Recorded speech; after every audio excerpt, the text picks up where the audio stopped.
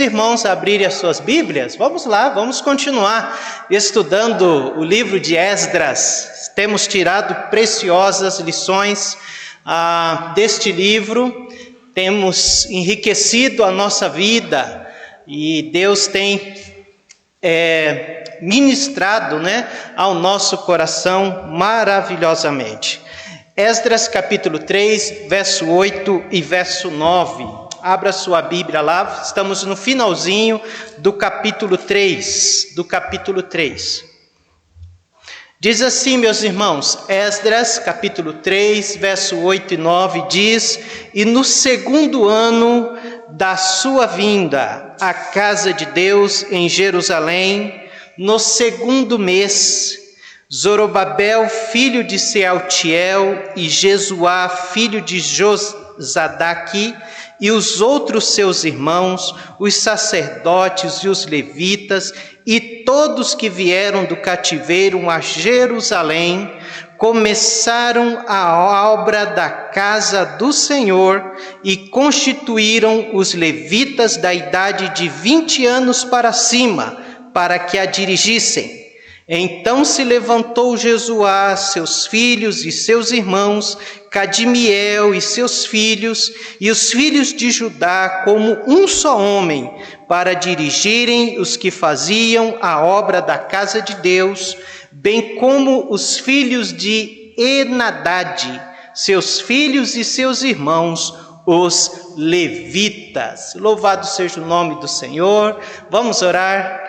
Pai Santo, nós estamos muito alegres, muito felizes, satisfeitos, ó Pai, com a bondade, com a misericórdia e graça do Senhor sobre nós. Queremos, ó Deus, te louvar pela semana, pelo teu cuidado, pela tua vontade perfeita, cumprida e realizada na nossa vida nesta semana. Em tudo devemos dar graças, porque esta é a vontade de Deus em Cristo para conosco. Pai bondoso, abençoa-nos nesta manhã, que o nosso coração seja um terreno fértil para receber a tua palavra. Possamos ser edificados, fortalecidos e venhamos sair daqui, Pai, amando mais o Senhor Jesus, dispostos mais a te servir com todo o nosso coração. Obrigado por cada irmão aqui presente, obrigado pelos irmãos que não puderam chegar hoje e estão em casa, participando conosco da escola bíblica dominical. Ó Pai, assim oramos e agradecemos em nome de Jesus. Amém. Podeis assentar, irmãos? Hoje nós iremos falar sobre o trabalho de edificação. Está tudo aí, viu, Lucas? É a lição 9. O trabalho de edificação. É maravilhoso ver que já se passaram 2 anos que o povo chegou em Jerusalém e eles estão ali agora e irão começar, meus amados irmãos, a reconstrução ali do templo em Jerusalém. Interessante que o verso 8 nos diz que estão no segundo mês. E exatamente no segundo mês que Salomão também, anos atrás, havia começado a construção do templo ali em Jerusalém. Então nós vemos com tudo isso, irmãos, que há todo um planejamento, Há aqui, amados irmãos, todo um registro das operações, daquilo que eles estavam fazendo. Salomão começou no segundo ano, eles estão no segundo mês, e eles estão começando aqui também no segundo mês. O versículo 8 também traz para nós o entusiasmo. Eles estavam entusiasmados, Arthur. Eles estavam animados para começar esta obra. O texto diz que todos que vieram do cativeiro a Jerusalém começaram a obra da casa do Senhor. Então todos estavam ali empenhados. O texto vai dizer como um só homem para dar início àquela obra ali em Jerusalém. Então é algo maravilhoso. Então eu dividi esses versículos, irmãos, do versículo 8 até o versículo 13, em alguns pontos, para que nós venhamos entender facilmente o que está acontecendo aqui nestes versículos. Perfeito? O primeiro ponto, a primeira lição que nós podemos tirar, é em relação à seleção dos líderes. Há uma seleção dos líderes aqui. Há aqui, amados irmãos, um padrão e uma superintendência sobre o serviço e sobre os trabalhadores daquela obra. Primeiramente, olha a superintendência sobre a obra em geral. Está no versículo 8. Quem estava responsável de estar supervisionando a obra de reconstrução ali, Lucas, em geral? Versículo 8, no finalzinho do versículo 8, irmãos, diz assim: começaram a obra da casa do Senhor e constituíram, olha esta palavra constituíram aí, os levitas da idade de 20 anos para cima, para que a dirigissem.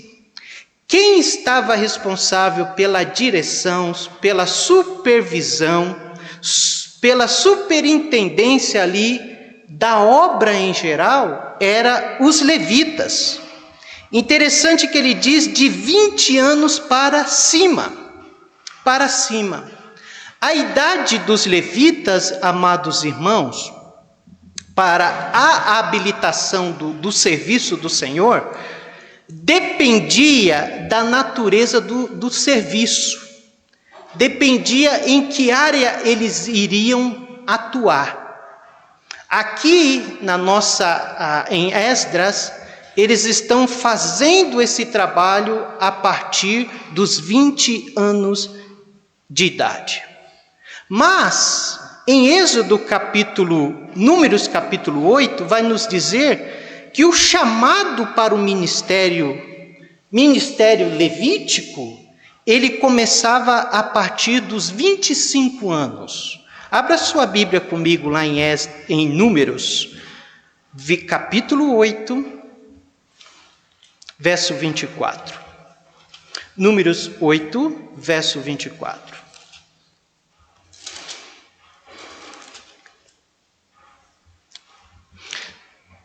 Aqui é o começo do ministério levítico. Eles começavam com 25 anos. Diz assim: esse é o ofício dos levitas, da idade de 25 anos para cima. Entrarão para fazerem o serviço no ministério da tenda da congregação. Então, com 25 anos, eles eram chamados, recrutados para estar ali.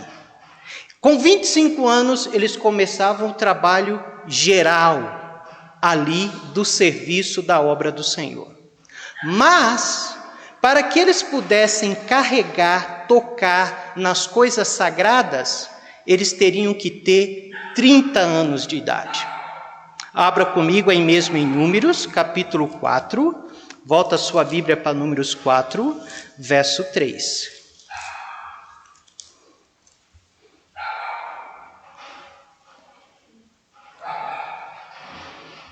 Quantos acharam? Números 4, verso 3. Veja comigo, agora é uma outra idade. Da idade de 30 anos para cima, até os 50 anos, será todo aquele que entrar neste serviço para fazer o trabalho na tenda da congregação.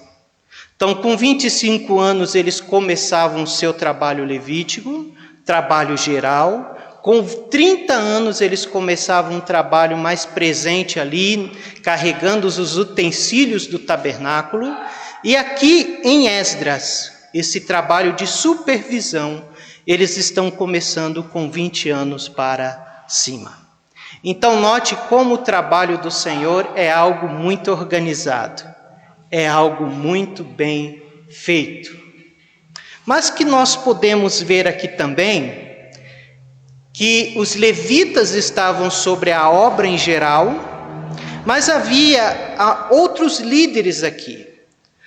Havia líderes que estavam sobre os trabalhadores, sobre os pedreiros, sobre os carpinteiros.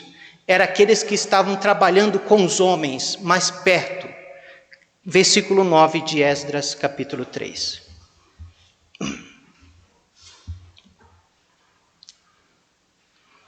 Quantos voltaram lá? Leiamos. Então se levantou Jesuá, seus filhos, e seus irmãos Cadmiel, seus filhos, os filhos de Judá, como um só homem, para dirigirem os que faziam a obra da casa de Deus. Até aí. Então agora estas famílias de levitas, uma família aqui mais os principais levitas, os mais velhos, eles estavam com os homens, com aqueles que estavam com as mãos na obra. Eles estavam supervisionando os pedreiros e os carpinteiros. Então todos estavam ali responsáveis, como um só homem, de liderar aquela obra ali em Jerusalém. Amém? Uma segunda lição que nós aprendemos aqui, além da questão dos líderes, nós aprendemos também aqui a celebração do louvor. Por quê? Olha que coisa extraordinária vai acontecer. Aí mesmo no capítulo 3, a partir do versículo 10 até o versículo 11, verso 10 e verso 11, qualquer irmão que gostaria de acrescentar algo, de falar algo, os irmãos podem levantar a mão, tá bom? Pastor, eu vi isso aqui no texto, tá bom? Os irmãos que estão em casa, da mesma forma, os irmãos podem colocar aí no chat, qualquer pergunta, qualquer comentário acerca da lição. Então vamos fazer uma aula bem participativa. Irmão Agenor, tem um microfone ali.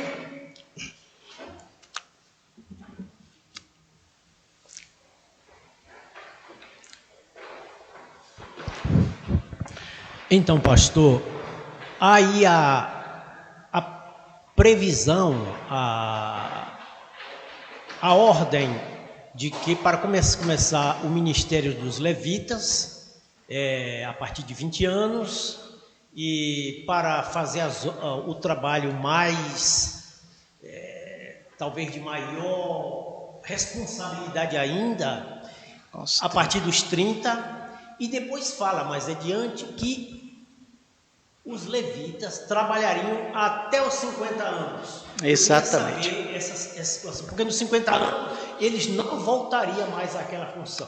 Exatamente.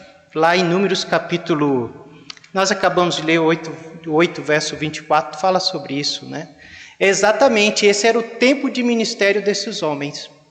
Dos 25 que começavam até os 50 anos. Obviamente que eles não ficavam, eu estava lendo o comentário, eles não ficavam sem uma atividade, eram colocados em atividades mais de serviço, mais reservadas, Era um tipo de aposentadoria para aquela função específica, mas eles continuariam, exatamente, em meio ao povo de Deus, executando outros trabalhos do reino de Deus. Amém, isso mesmo. Então note, como tudo tem um tempo, e tinha um tempo certo para esses homens oficializarem esse ministério levítico aqui. Então isso é maravilhoso.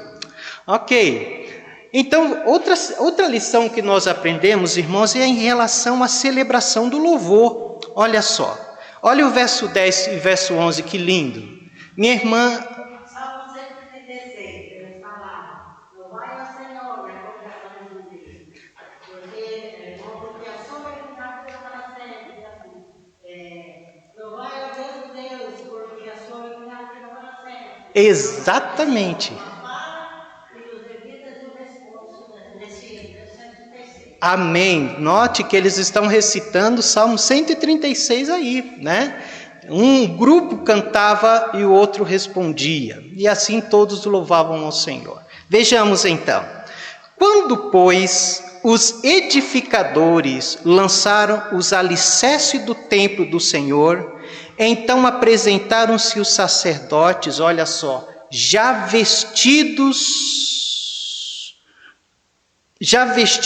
e com trombetas, e os levitas, filhos de Asaf, com símbolos, para louvarem ao Senhor conforme a instituição de Davi, rei de Israel. E cantavam juntos, olha aí, irmã Lourdes, por grupo, louvando e rendendo graças ao Senhor, dizendo, vamos repetir? Porque é bom, porque a sua benignidade dura para sempre sobre Israel. E todo o povo jubilou com altas vozes quando louvava ao Senhor pela fundação da casa do Senhor. Então note quando os fundadores ali, os trabalhadores colocaram aquela primeira pedra. A Bíblia diz que eles se juntaram ali para louvar ao Senhor e agradecer ao Senhor pela fidelidade do Senhor. Imagine, irmão, como aquele momento foi um momento esperado e um momento memorável no coração daquele povo. Eles se unem ali, Lucas, para louvar ao Senhor. A Bíblia diz que os sacerdotes, já com as suas roupas, tocam as trombetas. Era a convocação da assembleia, do povo para o culto. Em seguida, os levitas. Chega um grupo de levitas cantando e salmodiando ao Senhor. Como a irmã bem disse, Salmo 136. Um grupo respondia o outro. E assim eles iam cantando e adorando ao Senhor. Então, o Senhor Deus de Israel está entronizado nos louvores de Israel. Ele é exaltado, ele é engrandecido, né? Vamos ler Salmo 136, alguns versículos, só para os irmãos conhecerem este salmo, aqueles que ainda não conhecem. É um salmo muito bom para começarmos um culto, meus irmãos, e fazer a participação aí de toda a congregação, enquanto um lê a parte A, os outros recitam, né, todos juntos a parte B de cada verso. É um salmo bastante extenso, ele tem 26 versos, mas vamos ler até o verso 3, amém? Eu vou fazer parte, os homens vão ser um grupo e as mulheres vão fazer parte de outro grupo, tá bom? Então vamos para o primeiro grupo, os homens, todos juntos. Louvai ao Senhor, porque Ele é bom. Louvai ao Deus dos deuses. Louvai ao Senhor dos senhores. Amém. Então ele vai, todo o salmo aqui, eles estão louvando ao Senhor pela sua fidelidade, pelo seu amor e pela sua misericórdia.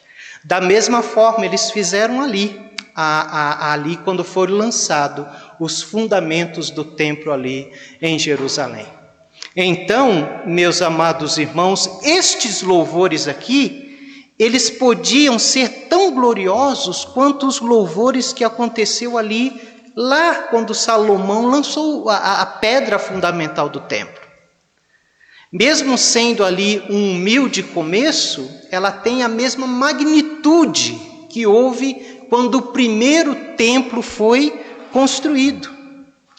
Nós podemos dizer que talvez esse momento aqui fosse até mais glorioso do que o templo de Salomão, o templo que Salomão fez. Por quê? Porque esse momento aqui ele está cercado de humildade. E necessitava muita fé do povo para estar reconstruindo esse templo. Quando Salomão lançou a pedra e construir o templo, era uma outra realidade. O reino estava estourando. Davi passou o reinado para Salomão, um reinado em grande crescimento, riquezas, poder. Mas aqui não. Aqui é destruição, meu querido. Aqui é devastação. Para todo lado que esse povo que está levantando o templo olhava, era tristeza, era perseguição. Então nós podemos dizer que este louvor aqui, né, aos nossos olhos, né, não aos olhos de Deus, para Deus, Deus aceitou os dois, mas aos nossos olhos, este louvor aqui, ele está cercado de uma humildade e de uma fé muito grandiosa.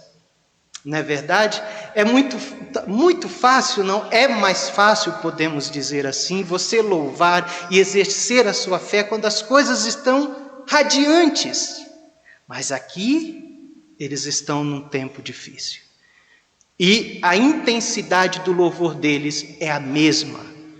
E assim deve ser nós. Independente do tempo que você está passando na sua vida, seja um tempo do primeiro templo, de glória, de esplendor, de crescimento, ou seja um tempo como este segundo templo, a intensidade da sua adoração a Deus deve ser a mesma. Deve ser com toda a fé e com todo o seu coração. Vamos ver 2 Crônicas 3,15.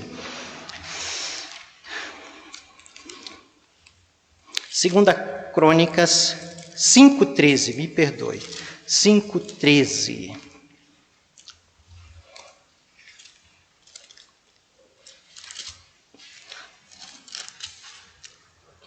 Quem gostaria de ler 5,13? O irmão Agenor já está com o microfone.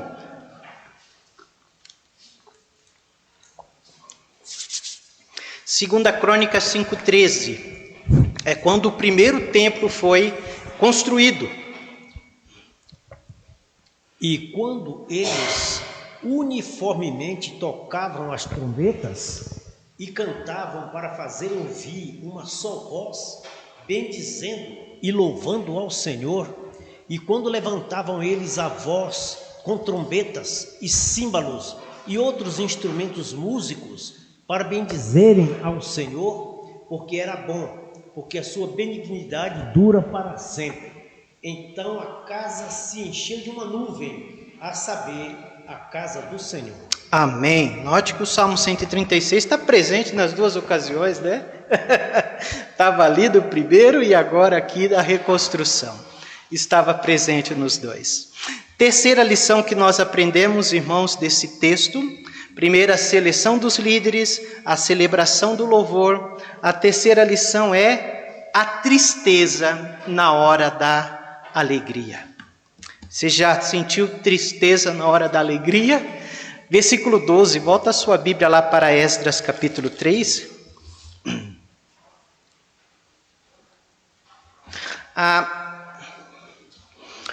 Versículo 12. Os irmãos, no versículo 10, queridos, voltando lá bem rapidinho, no final diz assim: para louvarem ao Senhor conforme a instituição de Davi, rei de Israel. Perfeito? Você vai ver esta instituição de Davi em 1 Crônicas 16. Então tira um tempo em casa e lê 1 Crônicas 16, que é a citação aqui que o autor de Esdras está fazendo. Perfeito? Então vamos para o versículo 12, tristeza na hora da alegria. Porém, muitos dos sacerdotes e levitas e chefe dos pais, já idosos, que viram a primeira casa, choraram em altas vozes, quando à sua vista foram lançados os fundamentos desta casa, mas muitos levantaram as vozes com júbilo e com alegria. O que você vê aqui? Você vê um misto de emoções. Então, em meio, Lucas, aquele show, aquela alegria, havia aqui gritos espontâneos de decepção em alguns corações. Quem que estava assim? Eram os poucos anciãos. Os poucos anciãos que haviam visto o primeiro templo de Salomão, que contemplaram a glória do primeiro templo. Agora eles estão ali junto com os jovens, não tão jovens, mas agora eles estão chorando amargamente, ao ver colocado aquela pedra ali naqueles alicerces, veio a lembrança deles. Veio na lembrança deles o primeiro templo. Como eles viam o primeiro templo, a sua glória. E ali eles derramam as suas lágrimas e choram em altas vozes. Olha o verso 13, que coisa extraordinária. De maneira que não discernia o povo as vozes de júbilo, de alegria, das vozes do choro do povo, porque o povo jubilava com tão altas vozes que o som se ouvia de muito longe. Era algo que dava para ouvir, talvez lá no Gelã, ou muito além, os jovens louvando e adorando, e os mais antigos, os mais velhos, chorando. Talvez eles reconheciam de que aquele novo templo, aquele templo que estava sendo reedificado, reformado, não teria a mesma glória do primeiro templo de Salomão. E o quarto ponto, indo para o final, é o contraste entre os templos. Quais são os contrastes? Aquele segundo templo ali, ele estava sendo construído, sendo reformado, a estrutura, sobre o mesmo alicerce do primeiro templo. Então o tamanho não tinha tanta diferença, a reforma ali em relação ao tamanho. Mas o primeiro templo feito por Salomão, obviamente, ele foi bem mais elaborado, estava mais adornado, ele era rodeado de palácios e edifícios, o primeiro templo feito por Salomão. Mas ambos aqui foram construídos com madeiras, madeiras de cedro importada. Mas só que o de Salomão era diferente, estava decorado com quantidades de ouro, de pedras preciosas. Então, o primeiro ali, feito por Salomão, tinha uma magnitude grandiosa. Como eu já disse, o templo feito por Salomão estava no centro de uma cidade florescente, de uma cidade de Jerusalém que estava crescendo. E este aqui, de Zorobabel, estava em ruínas. Então tudo isso mexeu com o coração daqueles anciãos, com o coração daqueles homens de Deus. Ele olha para o passado e começa a relembrar aquela glória, aquele esplendor. E agora eles estão olhando a reconstrução, alegres também, mas saudosos, é isso? Me ajudem? Pode ser? Saudosos. E também vendo a situação da cidade de Jerusalém, como estava naquele momento. Interessante que quando Ageu vai escrever a sua profecia, sendo usado por Deus, Ageu vai usar essa nota aí. E não só Ageu, mas também Zacarias. Zacarias vai dizer, olha, não desprezeis os dias de pequeno começo, de humilde começo. Aqui é um humilde começo, Então os dois profetas vão usar isto. Vamos ver a nota de Ageu. Vai comigo até Ageu. Ageu vai reconhecer essa nota e ele vai pregar contra ela, porque o povo estava no tempo de Ageu, que é esse mesmo tempo aqui. O povo começou a ficar sossegado, começou a deixar a obra do Senhor, a reforma da casa do Senhor, a reconstrução do templo do Senhor. Quem achou Ageu, capítulo 2, verso 3? Achou, Bruna? Poxa, tá rápida aí nos livros profetas vedores. Quer ler para nós, Bruna? Ok, muito bem. Deixa a Bruna participar. É sempre bom ouvir uma voz feminina aqui. Irmã Bruna, vamos lá. Ageu 2, 3. Quem há entre vós que tem, tendo ficado, viu esta casa na sua primeira glória? E como a vedes agora, não é esta como nada em vossos olhos, comparado com aquela. Olha só. Agora leia o 9, versículo 9 para nós, Bruna.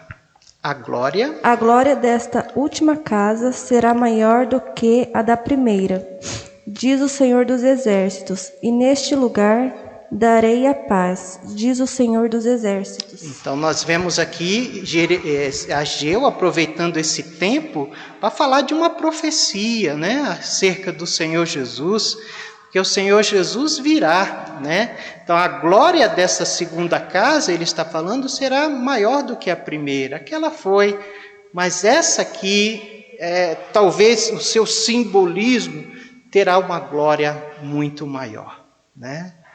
Irmãos, alguma pergunta aí? Nós vamos para a aplicação desses versículos aqui. Alguém comentou algo, Lucas? Não? Ok. Irmão.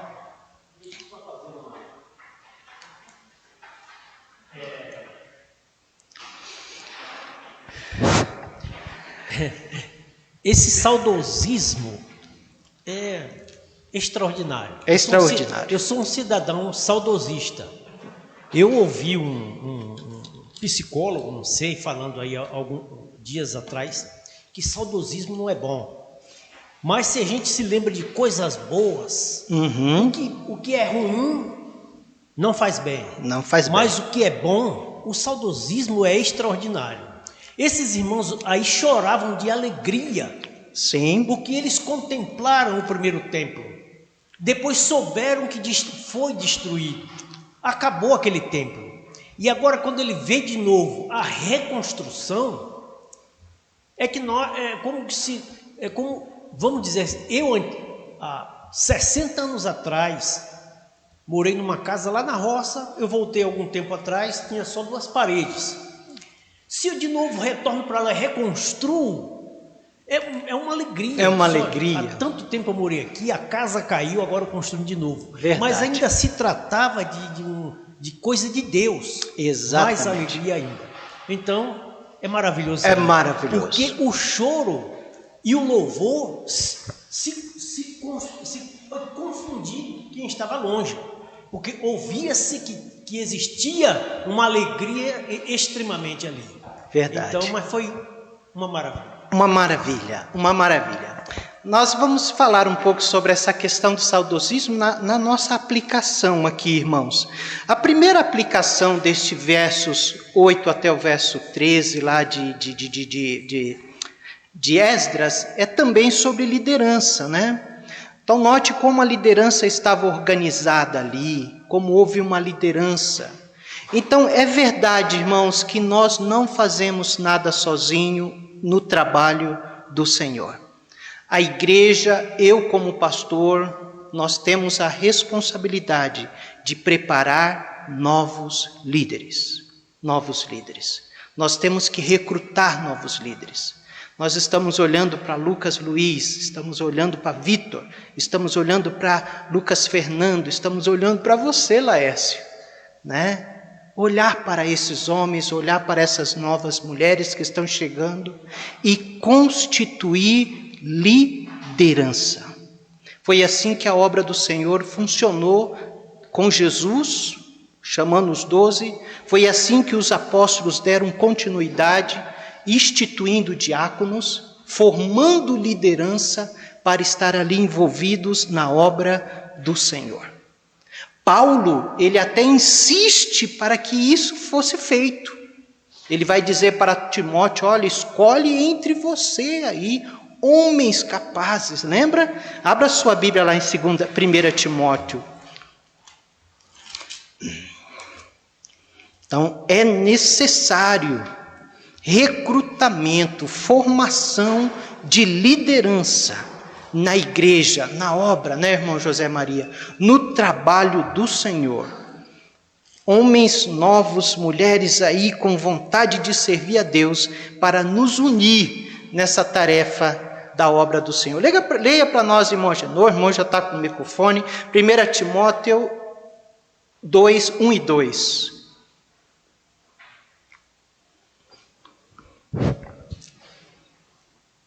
Admoesto-te, pois, antes de tudo, que se façam deprecações. Oh, me perdoe, 2 Timóteo, me perdoe.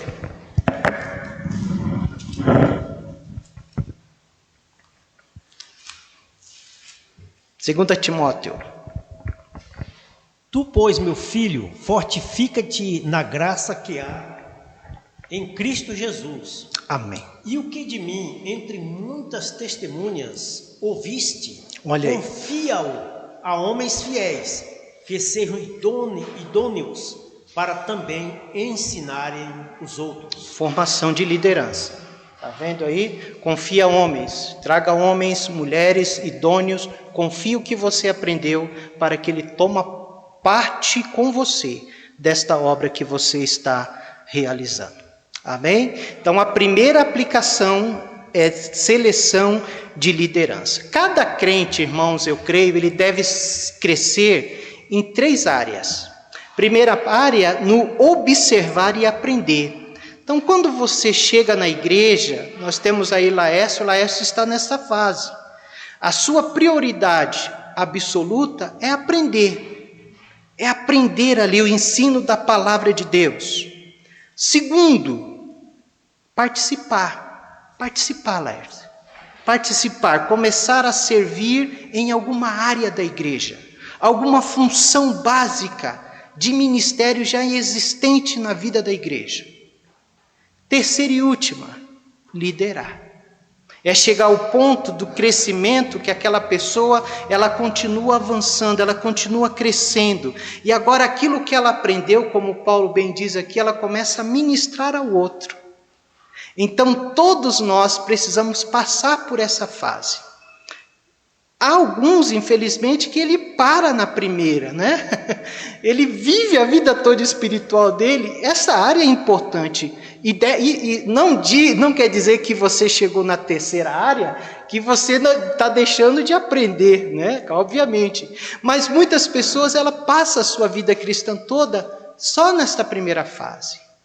Então, Lucas Fernando, Laércio é ali, é nessa coisa. É aprender, observar, poxa, como funciona, mas agora eu já estou participando. Daqui a um tempo eu estou liderando. Isso aconteceu comigo. Aconteceu, eu creio que os irmãos mais velhos aqui, mais velhos não, né? Mais tempo de vida cristã, né? Não pode parar. Isso aqui, irmãos, essas 3 fases, ela é comparada ao estágio do crescimento. É a fase da infância, da juventude e da maturidade. A primeira fase ali é a infância. O participar é a juventude. Agora o liderar é a maturidade. Nós precisamos desenvolver. O crente que fica apenas na juventude, na infância, tem algo errado. Ele tem que desenvolver na igreja, na casa do Senhor. Ele tem que passar por essas fases. Infância, juventude e maturidade. Perfeito? Segunda aplicação que nós aprendemos. A glória sempre é do Senhor. Note que, amados irmãos, quem está trabalhando é eles ali. Todos estão envolvidos. Mas a glória ali é para o Senhor. Eles chegaram ali e eles elogiam ao Senhor pela fidelidade do Senhor, pelo cuidado do Senhor. E não é isso que Tiago 1,17 diz? Que todo... me ajuda em Tiago 1,17? Vamos lá, fugiu da minha mente. Vem do alto todo dom perfeito. Exatamente. Toda boa dádiva, agora veio da minha mente. Toda boa dádiva. Se eu não pego a primeira palavra, se eu não lembro a primeira palavra do versículo, amém.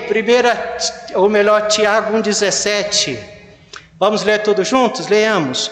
Toda boa dádiva e todo dom perfeito vem do alto, descendo do Pai das luzes, em quem não há mudança nem sombra de variação. É o que está acontecendo aqui, é o reconhecimento de que tudo vem do alto, meus irmãos. Nossas habilidades, nossos talentos, a fortaleza, né, a liderança, tudo vem do alto. E nós devemos agradecer a Deus pelo que Ele tem feito em nós e através de nós. Amém? Tudo é dádiva do Senhor e todo mérito é dele. E eles estavam reconhecendo ali, quando eles cantam o Salmo 136. Uma terceira aplicação é em relação à celebração do louvor. O que é o louvor? O louvor é a expressão da nossa apreciação pelo que Deus é. E deve ser dirigido ao Senhor sempre o louvor. Apocalipse, você está em Tiago? Volta a sua Bíblia lá, vá para Apocalipse 4:11. Leia para nós, Bruna, Apocalipse 4:11.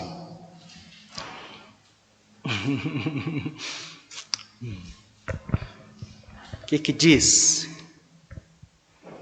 Digno és, Senhor, de receber a glória e honra e poder, porque tu criaste todas as coisas e por tua vontade são e foram criadas. Amém. Então, nós aprendemos, obviamente, nesse texto que o Senhor deve receber toda a honra e toda a glória. Mas agora, a questão é o entusiasmo que nós fazemos isso. Porque quando nós olhamos lá para Esdras, no finalzinho do versículo 11, diz que em altas vozes eles jubilavam ao Senhor. No versículo 12 diz que eles levantavam as vozes com júbilo de alegria. No final do versículo 13 vai dizer, o povo jubilava com tão altas vozes que o som se ouvia de muito longe. Meus amados irmãos, o louvor é extravasar a alegria por aquilo que Deus tem feito e o reconhecimento daquilo que Ele é. Então, todas as vezes que você for louvar ao Senhor, louve com alegria. Olhe para este povo. Este povo cantava ao Senhor com grande alegria. Eu fico, apesar que agora não dá para ver mais os lábios dos irmãos, né? Mas Deus está vendo. Mas antes dava para ver na face dos irmãos e notar se os irmãos estavam cantando com alegria. É triste quando um crente louva ao Senhor com um semblante triste, amargurado. O louvor deve ser feito com alegria, com zelo, com fervor. Louvado seja Deus, glória a Deus. Deus tem me abençoado, Deus é Deus na minha vida. Ele tem feito grandes coisas por nós. Assim deve ser o louvor. A nossa igreja precisa renovar o louvor. Um louvor ardente, fervoroso no nosso coração. Um louvor que seja ouvido. Até onde chegava aí a voz de louvor? Muito longe. O louvor desta igreja tem que ultrapassar essas vidraças. E o vizinho lá de cima deve estar olhando. Olha, eu quero participar daquela igreja. Porque eu estou ouvindo que eles estão cantando com alegria. Com alegria, com júbilo. Mas também é triste quando alguém passa lá na frente e diz, nossa, aquele povo está louvando que Deus. Que nós sejamos fervorosos no nosso louvor. Amém? Venhamos louvar irmão Antônio com todo o nosso coração. Interessante aqui que eles estavam louvando ao Senhor pela fundação do templo e Jesus Cristo vai dizer, eu sou maior. Eu mereço mais adoração. Então, se esse povo está adorando ao Senhor com tanta empolgação pelo templo, imagine nós que servimos aquele que é maior do que o templo. Amém? E por último, contrastes das emoções. Pastor, que aplicação eu posso tirar desses contrastes de emoções que havia ali, né? Obviamente, irmãos, que para o Senhor o mais importante do que a beleza, né? E a qualidade dos edifícios ali construídos, né? O primeiro e este, o Senhor estava olhando para o coração daqueles anciãos, daqueles jovens ali e também para os construtores. Precisamos aprender sempre que tudo está em constante mudança. E sempre algo estará trocando, mudando na nossa vida. As coisas grandiosas que nós conseguimos no passado, aquilo que eu e você conseguimos no passado, elas vão decair, elas vão desaparecer. Tudo passa, tudo vai passar. Mas o que vai fazer a diferença é que se servimos ao Senhor de todo o nosso coração. Quando nós estamos servindo de todo o nosso coração, nós não iremos precisar comparar o passado com o presente. Nós iremos viver o presente. Como o irmão Agenor disse, saudosismo, ele tem o seu lugar, ele é bom. Mas a lembrança do passado não pode afogar o sentimento de vitória e de graça do presente, daquilo que Deus está fazendo hoje. Eu sei que o irmão Agenor sabe mesclar isso. Ele celebra o passado e o presente, mas existe muito crente que vive no passado. Aquele tempo era assim. Meus irmãos, passou, acabou, é um novo tempo, é o presente, é o que Deus está fazendo hoje, agora. Vamos viver, vamos viver o presente. Não, passou, ficou para trás. Deus está mudando, Deus está agindo de outra forma. Aproveita e faça o que Deus está fazendo hoje. E por último, os gritos de alegria e a voz de pranto aqui eram apropriados até hoje, sabia? Até hoje os cultos ele deve ter gritos de alegria e vozes de pranto. O Espírito Santo pode nos estimular tanto a nos regozijar no culto, como a nos lamentarmos pelos nossos pecados. Oxalá que os nossos cultos fossem cheios de alegria e de pranto. Oxalá de que os nossos cultos aqui, irmãos, tivessem corações alegres, mas ao mesmo tempo coração compungidos, arrependidos pelos seus pecados, e ali chorando, confessando a Deus: Deus, eu pequei durante a semana, eu fiz isso durante a semana, e eu estou arrependido, Senhor. Este é o culto que o Senhor quer. É o culto onde há um monte de crentes ali alegres, felizes, mas ao mesmo tempo crentes também chorando, arrependidos pelos seus pecados, decididos a mudar de vida. Amém? Que assim sejam os nossos cultos, que assim esteja a nossa adoração.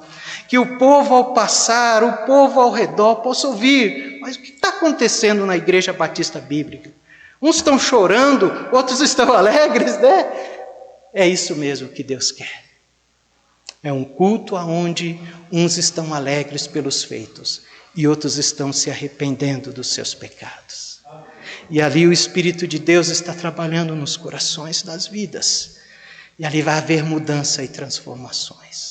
Que Deus abençoe as nossas vidas. Amém? Que Deus impulsione as nossas vidas por meio dessas aplicações. Que o nosso coração seja um coração fértil a cada dia para o poder da palavra do Senhor. Vamos ficar em pé comigo e vamos orar.